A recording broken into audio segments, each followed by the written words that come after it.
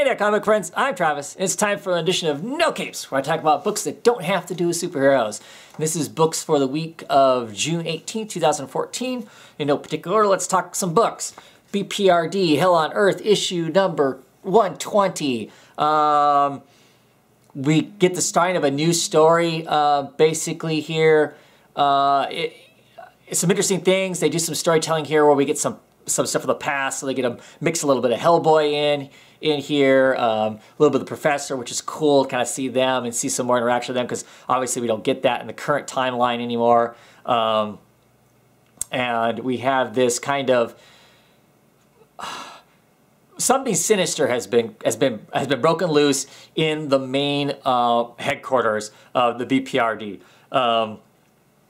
We've got a researcher who's digging through stuff, is reading stuff out loud, which if you've ever know anything about H.P. Lovecraftian type stuff anyway, you never do. You never read the stuff out loud, because that's like basically saying the incantation and unleashing whatever the bad thing is. There seems to be some of that here. Some pretty major possession going on potentially in this. Really interested, looking forward to seeing what's going to be going on with that. A new artist, Campbell's now doing the artwork, or at least for this issue, decently deals well with the feeling and the motif of the storyline and whatnot. So pretty good stuff. You probably could step in here, not 100% know what's going on, but pick up fairly easy what's happening. I believe in an issue or two from now, it's going to have a banner across this thing saying that it's a jump-on point. Who knows? We compare that with the Abe Sapien jump-on point, which I thought was a pretty rough place to be jumping on. But if because I know people continue to ask if you're not wanting to go back and jump on trades or clear back to the beginning. Coming up here, it's gonna, if not here pretty quick, it's gonna be their recommendation to get on the book. I was just doing so.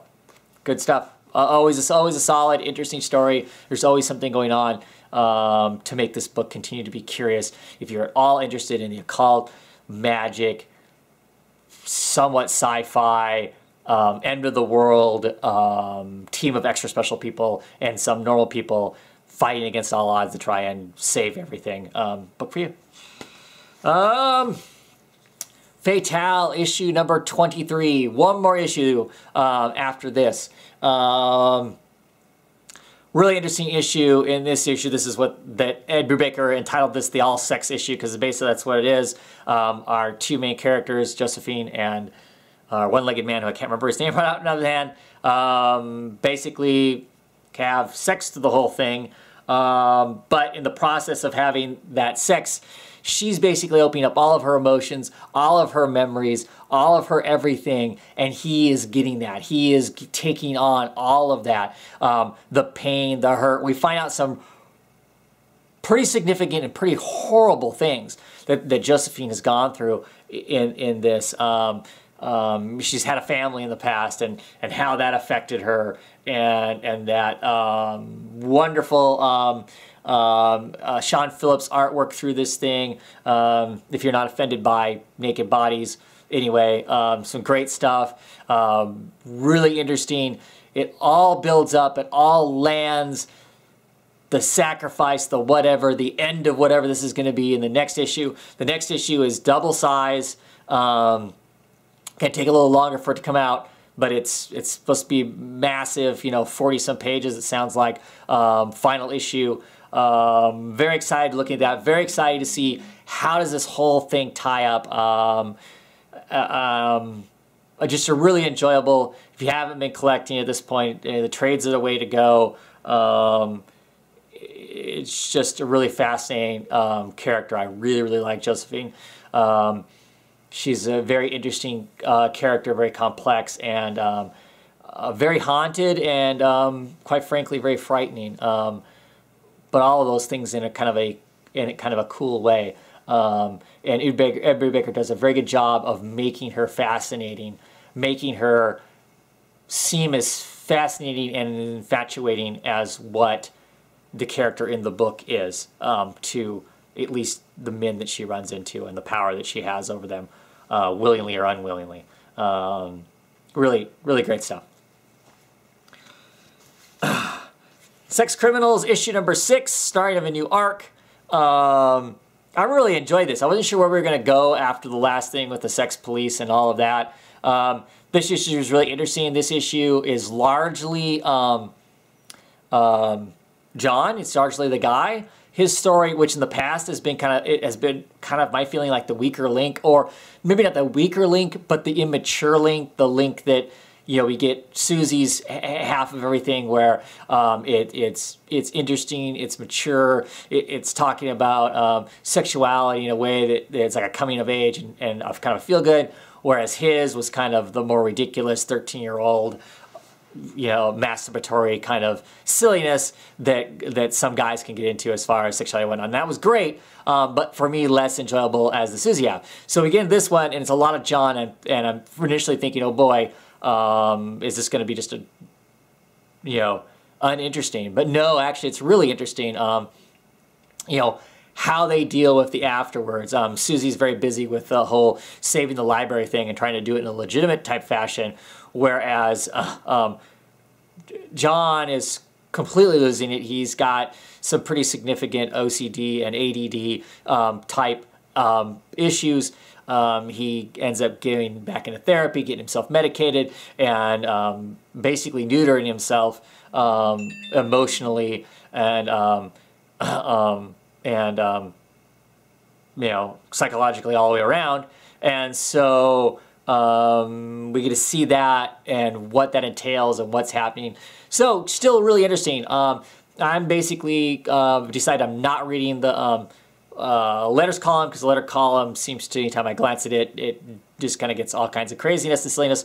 I will say this though, kudos to them. Their letter column is like 5 pages long. They're dedicating quite a few extra pages of the book to a letter column, because that's obviously an extremely popular thing. So still really enjoying this. Pleasantly surprised the second arc. I don't know exactly where it's going to go, but enjoyable and strong in its own right. So yay for that. And finally, for this time, we're going to talk The Wicked and Divine, issue number 1. The much anticipated, for me anyway, and a few others out there, the Gillian and McKelvey book. This is the book we're getting instead of Phonograph. I don't know how many of you guys have read the 2 trades or the issues of Phonograph when they came out, kind of launched these guys' careers. That is an excellent books. If you're going to pick them up in trade, or get all the singles together, and I'll tell you why, just based on like how this book is too. Really interesting, has an interesting kind of emotional weight to it and whatnot for those books. This book, I think, is going to be exactly the same way. It gives us some curiosities. I like the art. I love the gorgeous stuff. I love the flirting with pop culture and music and all of that stuff. That's one of the things I really like about Kerry Gillian and a lot of his independent work. He just adds this extra voice of stuff that I really enjoy. It's an exploration of stuff that I don't know there's a lot of out there, or done in this kind of a way. And I really enjoy that. Now, this issue did not blow my socks off, but if I actually looked at all the other stuff of theirs that I really liked, if I looked at the single first issue, it didn't necessarily. This sets up some really interesting things. You got these people who are reincarnated gods.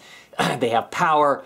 They're flaunting it, and to some degree open, but not at the same time. They won't actually show real miracles, or they hadn't up until this point.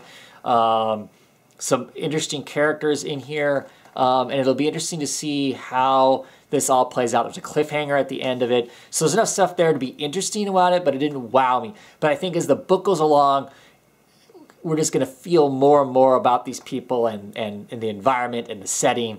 And I think it's just going to, it's going to build, and then all of a sudden, you're going to be totally immersed, is what's going to happen. Or at least that's been my experience with these 2 guys doing their stuff. Even stuff that's more straightforward commercial, like Young Avengers.